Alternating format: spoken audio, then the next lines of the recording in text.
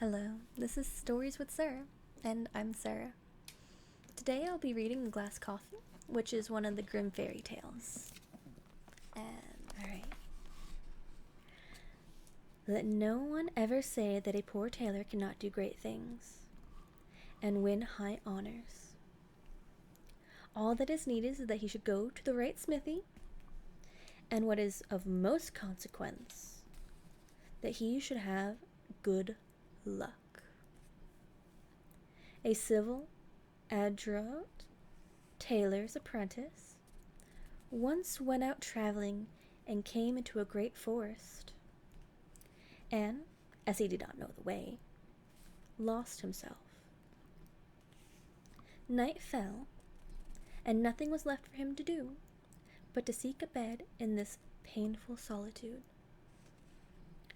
He might certainly have found a good bed on the soft moss, but the fear of wild beasts let him have no rest there, and at last he was forced to make up his mind to spend the night in a tree.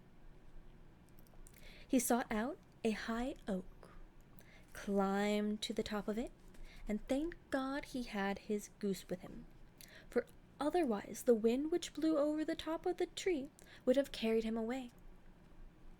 After he had spent some hours in the darkness, not without fear and trembling, he saw a very short distance the glimmer of a light. And as he thought that a human habitation might be there, where he would be better off than the branches of a tree, he got carefully down and went towards the light. It guided him to a small hut that was woven together of reeds and rushes. He knocked boldly. The door opened, and by the light which came forth he saw a little, hoary old man, who wore a coat made of bits of colored sewn together. "Who are you, and what do you want?" asked the man in a grumbling voice. "I am a poor tailor," he answered, "whom night has surprised here in the wilderness, and I earnestly beg you to take me into your hut till morning." "Go your way," replied the old man in a surly voice. "I will have nothing to do with ragadettes. Seek for yourself a shelter elsewhere." After these words he was about to slip into his hut again, but the tailor held him so tightly by the corners of his coat, and pleaded so piteously, that the old man, who was not so ill-natured as he wished to appear, was at last softened, and took him into the hut, where he gave him something to eat, and then pointed him to a very good bed in the corner. The weary tailor needed no rocking, but slept sweetly till morning, but even then would not have thought of getting up if he had not been aroused by a great noise. A violent sound of screaming and roaring forced its way through the thin walls of the hut.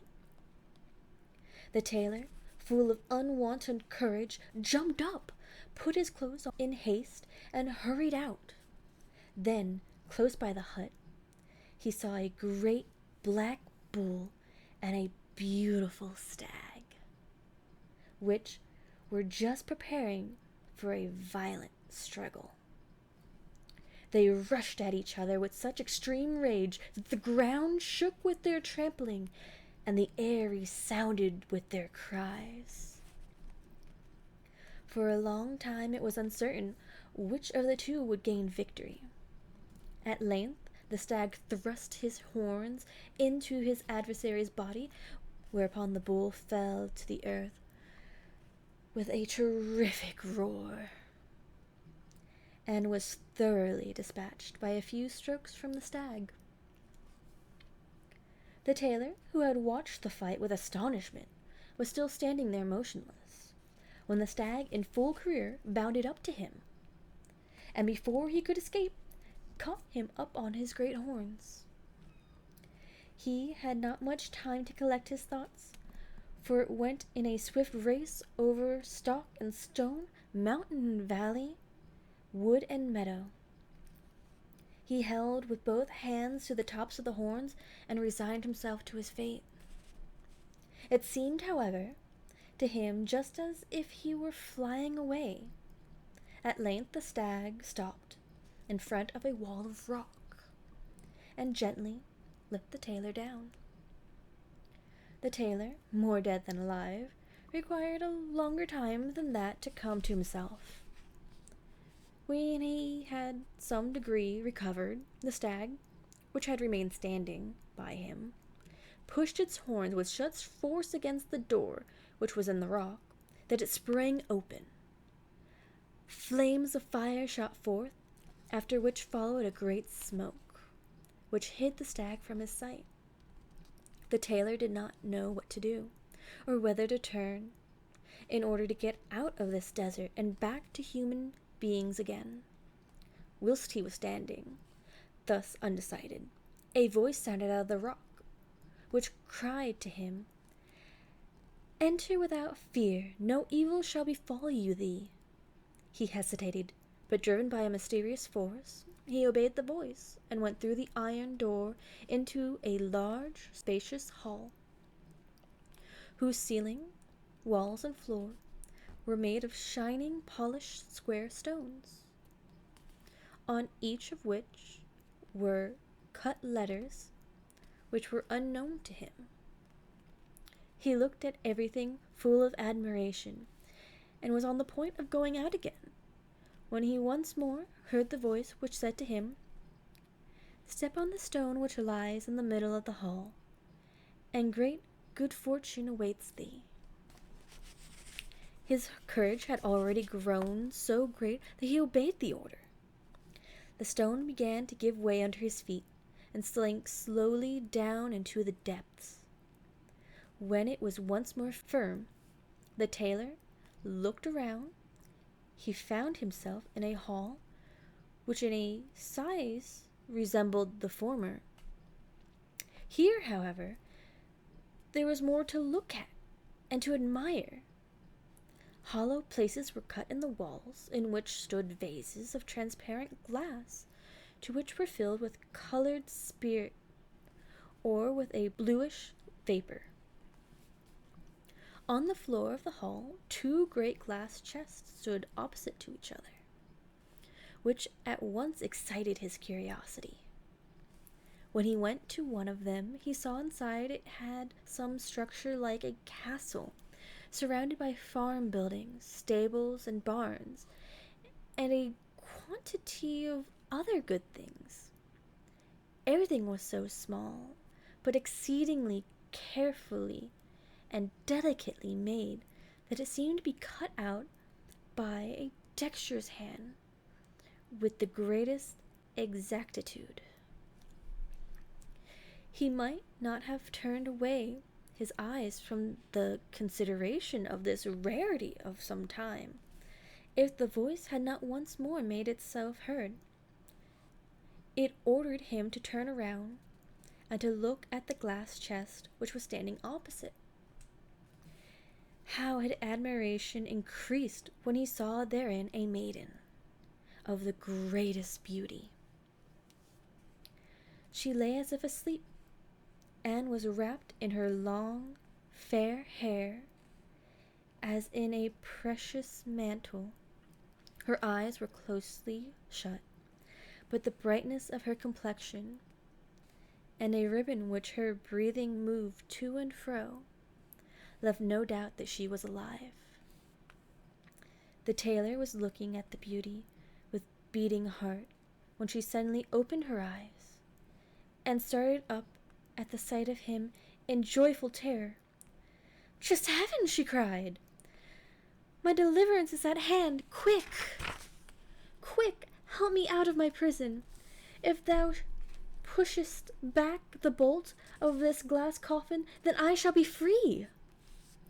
The tailor obeyed without delay, and she immediately raised up the glass lid, came out, and hastened into the corner of the hall, where she covered herself with a large cloak. Then she seated herself on a stone, ordered the young man to come to her, and after she had imprinted a friendly kiss upon his lips, she said, "My long-desired deliverer, kind heaven has guided thee to me, and put an end to my sorrows. On the self same day when they end, shall thy happiness begin. Thou art the husband chosen for me by heaven, and shalt pass thy life in the unbroken joy, loved by me, and rich to overflowing in every earthly possession. Seat thyself and listen to the story of my life. I am the daughter of a rich count. My parents died when I was still in my tender youth, and recommended me in their last will to my elder brother, by whom I was brought up. We loved each other so tenderly, and were so alike in our ways of thinking and in our inclinations, that we both embraced the resolution never to marry, but to stay together to the end of our lives. In our house there was no lack of company. Neighbors and friends visited us often, and we showed the greatest hospitality to everyone. So it came to pass one evening that a stranger came riding to our castle, and, under pretext of not being able to get on to the next place, begged for shelter for the night. We granted his request with ready courtesy, and he entertained us in the most agreeable manner during supper, by conversation intermingled with stories. My brother liked the stranger so much that he begged him to spend a couple days with us, to which, after some hesitation, he consented. We did not rise from the table until late in the night.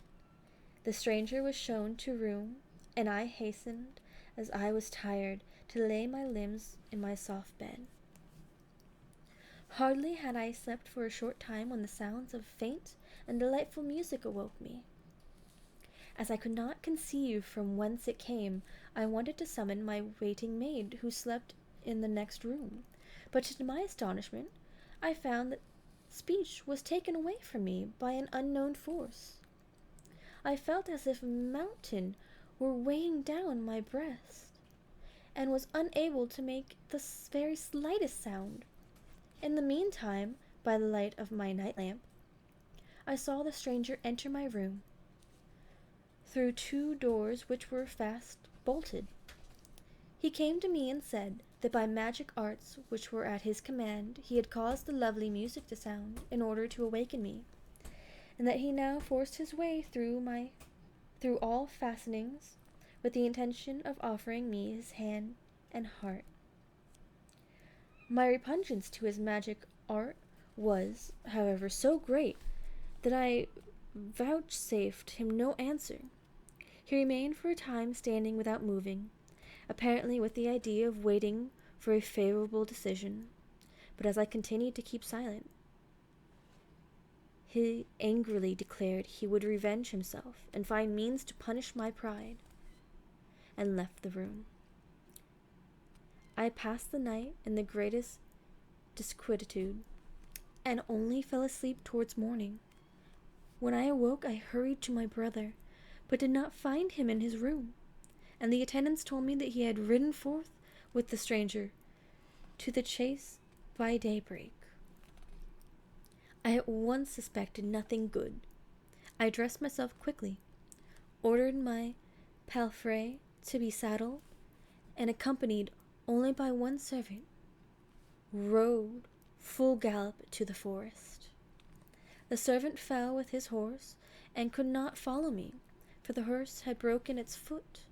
I pursued my way without halting, and in a few minutes I saw the stranger coming towards me with a beautiful stag which he had led by a cord.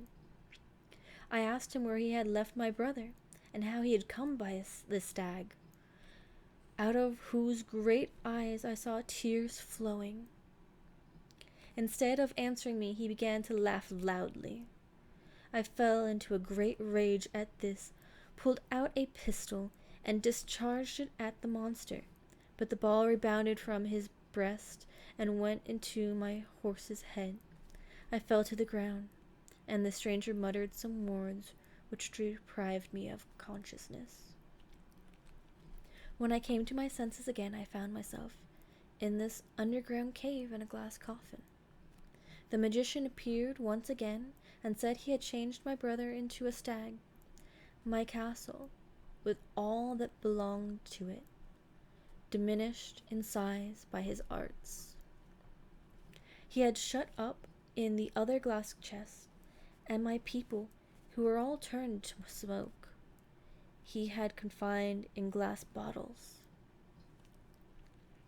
He told me that if I would now comply with his wishes, it was an easy thing for him to put everything back in its former state, as he had nothing to do but open the vessels, and everything would return once more to its natural form. I answered him as little as I had done the first time. He vanished and left me in my prison, in which a deep sleep came to me. Amongst the visions which passed before my eyes, that was the most comforting, in which a young man came and set me free. And when I opened my eyes today, I saw thee, and beheld my dream fulfilled. Help me to accomplish the other things which happened in those visions. The first is that we lift the glass chest in which my castle is enclosed onto that broad stone.